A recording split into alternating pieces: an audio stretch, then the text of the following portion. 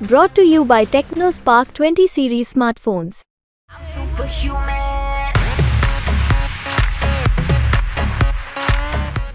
जराइम की दुनिया में एक स्थान तो उन्होंने हासिल कर ही लिया था।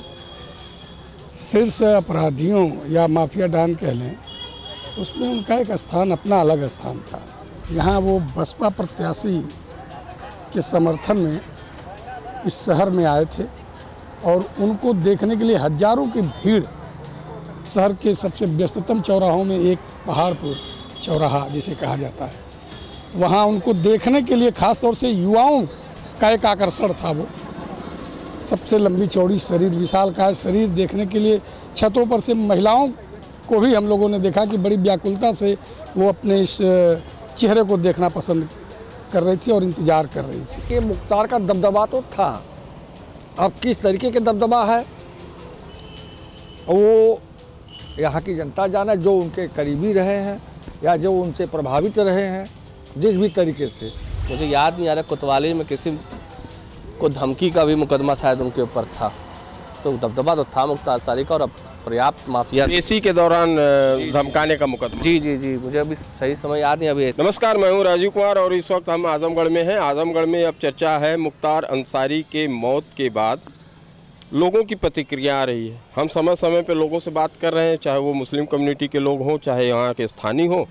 अब इस वक्त हम बात करने आए हैं यहाँ के स्थानीय पत्रकार लोगों से, जिन्होंने समय समय पर अपनी लेखनी से यहाँ के मामले हों, चाहे मऊ के मामले हो, चाहे मुख्तार अंसारी के नेक्सस के मामले हों, उसे उजागर भी किया है। तो सबसे पहले मैं बात करता हूँ कि मुख्तार अंसारी की जो मौत है उसको लेके कई सवाल हैं, कई तरीके की बातें आ रही हैं। क्या है पूरी कहानी और मुख्तार अंसारी से रिलेटेड आपके पास क्या जानकारी है जो हमारे जनता तक आप पहुँचाएँगे? क्या नाम है? अनिल मिश्र नाम है मेरा। और जहाँ तक मुख्तार अंसारी के बारे में जानकारी की बात है, हमारे यहाँ आजमगढ़ में तरवा थाना के एरा कला गाँव में मजदूर हत्याकांड में उनका नाम प्रकाश भी आया था, जिसमें हमारे यहाँ गवाही चल भी रही थी, प्रक्रिया में है वह। और अन्य मामले जो भी गाजीपुर या मऊ में जो भी और है उनके खिलाफ, उसमें सब कोर्ट में है। अब उनके ऊपर सज़ा के निर्धारण कोर्ट कर रही है। बाकी जो घटना घटी वो अस्पताल में हार्ट अटैक से मर गए, अब तो वो जांच के विषय की बात है। और रही बात तो अभी पोस्टमार्टम हुआ भी है, शायद शासन ने वीडियोग्राफी करा के उसमें उनका पोस्टमार्टम कराया है। और विपक्षी दलों ने भी शासन सरकार से मांग की है कि इसकी जांच कराई जाए, जैसा कि अभी मायावती का स्टेटमेंट आया, इंस्टाग्राम पे आया है। तो ये तो बाकी है। अब जो बात है, अगर सरकार फिर से जांच कराना चाहेगी विपक्षी दलों के मांग पर, तो देखिए क्या होता है। बाकी इसमें हम किसी का आरोप प्रत्यारोप जैसी कोई हमारी उस पर कोई कमेंट नहीं है। मुख्तार अंसारी के नेक्सस के बारे में बात कर रहे हैं, चाहे वो यहाँ के माफियाओं की बात करी जाए तो उसमें उनका नाम तेज़ी से आता था। उस वक्त का क्या दौर था, उस दौर के बारे में हम जानना चाहते हैं। नहीं, मुख्तार का माफियाओं के नाम की बात अलग है, लेकिन एक ये मुख्तार का दबदबा तो था। अब किस तरीके के दबदबा है वो यहाँ की जनता जाने, जो उनके करीबी रहे हैं या जो उनसे प्रभावित रहे हैं जिस भी तरीके से। आप लोगों ने अपने खबरों के माध्यम से क्या क्या किस तरीके से कवरेज? अब तब की बात है जब घटना होती थी, घटना को हम लोग लिखते थे, जो पुलिस के माध्यम से जानकारी हमें मिलती थी वो हम उसको लिखते थे। बस यही घटना का हम लोग की बात थी, क्योंकि हम लोग पत्रदर्शी थे नहीं, जो पुलिस बताती थी वही हम लोग लिखते थे। घटना हो गई, बस इतने बात। चलिए, पुलिस बताती थी तो हम लोग लिखते थे। क्या नाम है आपका? मेरा नाम वेद प्रकाश है। मुख्तार अंसारी की मौत के बाद का स्थिति है और किस तरीके से उनके प्रति यहाँ पे लेखनी थी और पत्रकारों का क्या नज़रिया?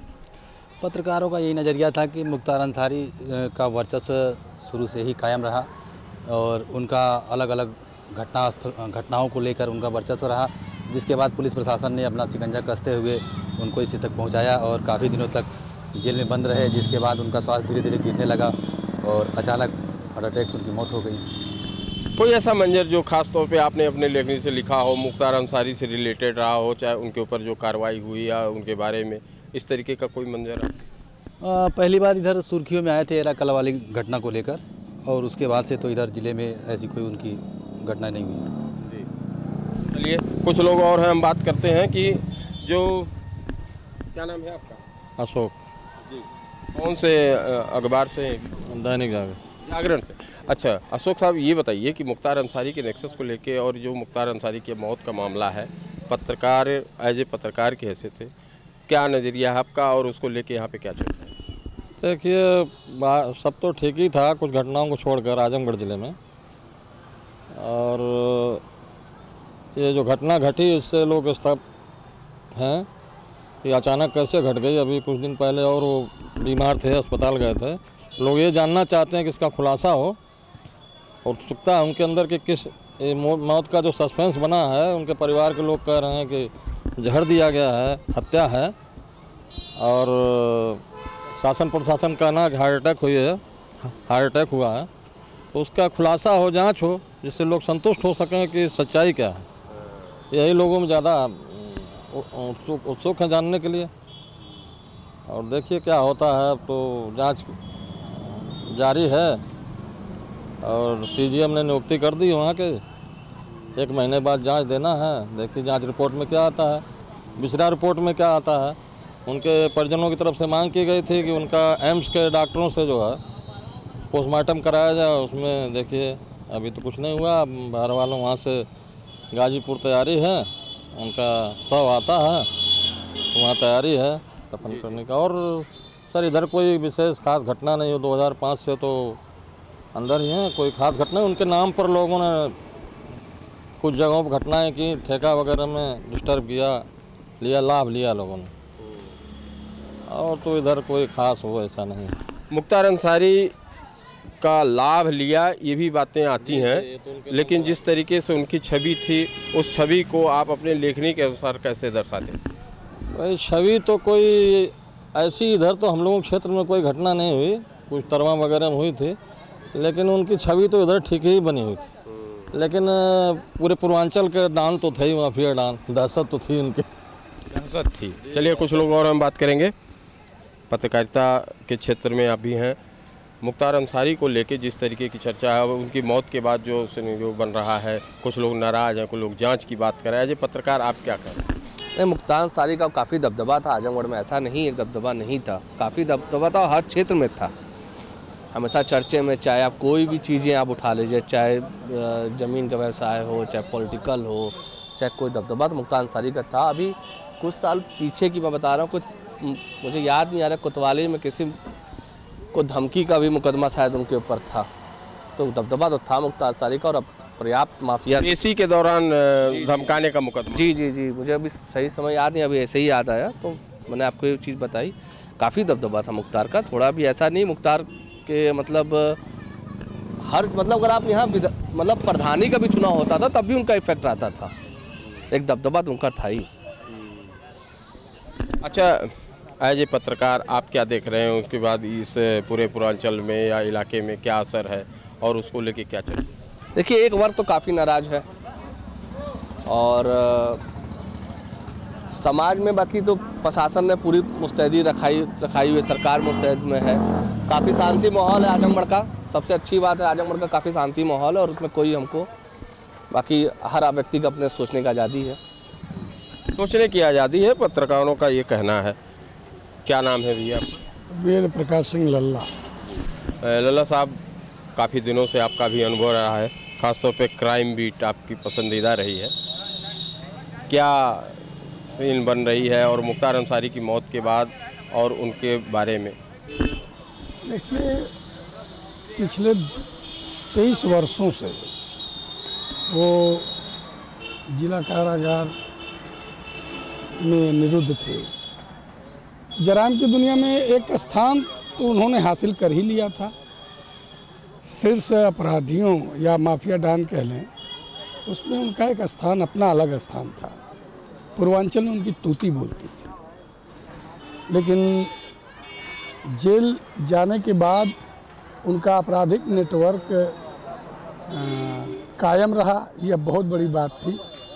हालांकि भाजपा सरकार के समय उनके ऊपर नकेल कसी जाने लगी, जिसका नतीजा रहा कि उनकी अरबों की संपत्ति नेस्तनाबूद की गई, कुर्क की गई, तमाम सैकड़ों गुर्गों को जेल भेजा गया, इस गिरोह के तमाम लोगों के असलहे जब्त किए गए। हमें याद है कि सन 2000 में आजमगढ़ नगर पंचायत चुनाव में यहाँ वो बसपा प्रत्याशी के समर्थन में इस शहर में आए थे और उनको देखने के लिए हजारों की भीड़, शहर के सबसे व्यस्ततम चौराहों में एक पहाड़पुर चौराहा जिसे कहा जाता है, वहाँ उनको देखने के लिए खास तौर से युवाओं का एक आकर्षण था। वो सबसे लंबी चौड़ी शरीर, विशालकाय शरीर देखने के लिए छतों पर से महिलाओं को भी हम लोगों ने देखा कि बड़ी व्याकुलता से वो अपने इस चेहरे को देखना पसंद कर रही थी और इंतज़ार कर रही थी। अपराध जगत में अगर इस ज़िले में देखा जाए तो 2014 में आरा कला में सड़क निर्माण में एक मजदूर के ऊपर गोलीबारी हुई। उस गोलीबारी में वो एक मजदूर मारा गया। उस घटना के 10 दिन बाद मुख्तार अंसारी का नाम उस वारदात में प्रकाश में आया। इसके बाद उनके खिलाफ मुकदमा दर्ज हुआ। ज़िले के आपराधिक इतिहास में तो यही उनके लिए बड़ी घटना थी। उसी घटने से जोड़ करके उनके ऊपर गैंगस्टर की भी कार्रवाई हुई। बीते वर्ष सितंबर या अक्टूबर महीने में मजदूर हत्याकांड में एक गवाह को धमकाने के आरोप में मुकदमा शहर कोतवाली में दर्ज किया गया। अभी वो विवेचना प्रचलित है। बाकी यहाँ जराइम पेशे से जुड़े लोगों में मैं तो नहीं समझता कि किसी बड़े अपराधी का नाम मुख्तार से जुड़ा गया हो। हाँ, एक वर्ग के कुछ लोगों से उनके अपने आपसे संबंध रहे। मैं ये नहीं कहता कि वो जराइम से जुड़ करके कुछ व्यापारिक संबंध लोगों से ज़रूर रहे हैं, लेकिन उनकी मौत एक सवाल तो खड़ा करती है। परिवार या उनके द्वारा इस घटना से पूर्व जो उन्होंने अपने को जहर देने की गुहार लगाई थी कि हमारे जहर दिया जा रहा है, परिवार के लोगों ने भी उन्हें स्लो पॉइजन देने की बात का आरोप लगाया है।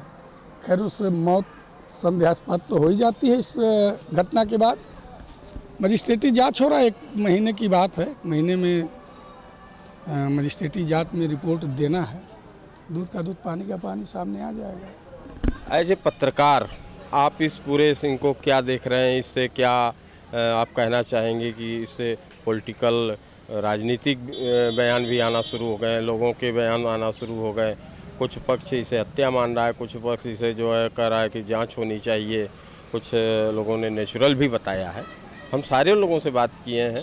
तो एज ए पत्रकार आप क्या सोच रहे हैं और इससे क्या आगे होना चाहिए? देखिए, हृदयाघात से मौत, जो मेडिकल बुलेटिन कह रही है कि हृदयाघात से मौत, कार्डियक अरेस्ट, लेकिन हम नहीं मानते। अगर उस पर पहले से कोई सवाल खड़ा हो गया है तो जांच करा लेने में क्या बुराई है। जो भी बात हो, वीडियोग्राफी के साथ उनका पीएम हुआ है। दूसरा रिपोर्ट भी संभवतः जांच के लिए जाएगी। तो अगर उनकी मौत पर सवाल खड़े हो रहे हैं तो उसकी जांच होनी चाहिए, क्योंकि अपराध बीट पर ही मैंने ज़्यादा काम किया है।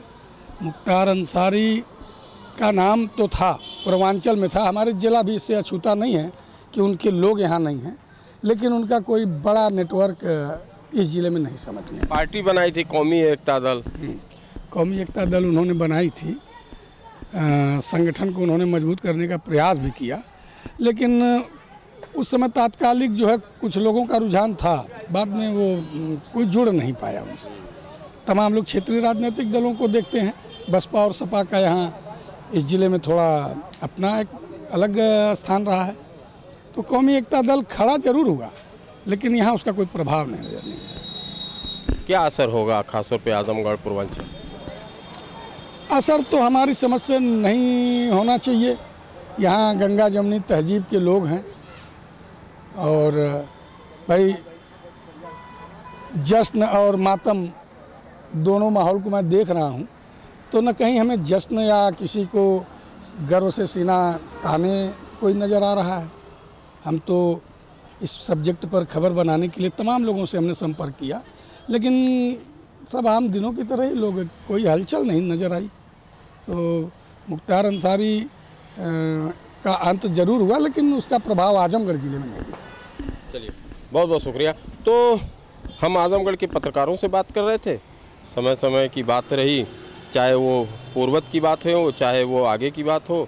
अब मौत के बाद सबसे बड़ी बात पत्रकारों से बातचीत करने में आया कि न यहाँ पे मौत का कोई मातम ही है और न ही उसका कोई जश्न है। आपराधिक इतिहास और जराइम की दुनिया से जुड़े मुख्तार अंसारी का आजमगढ़ से कुछ लोगों से नाता जरूर था, लेकिन यहाँ से उनका संचालन या उनकी कार्य करने की जो पद्धति थी वो इससे यहाँ से लोगों से दूर थी, और यही बात हम आप तक पहुँचाने आए। राजीव कुमार, आजमगढ़, यूपी तक।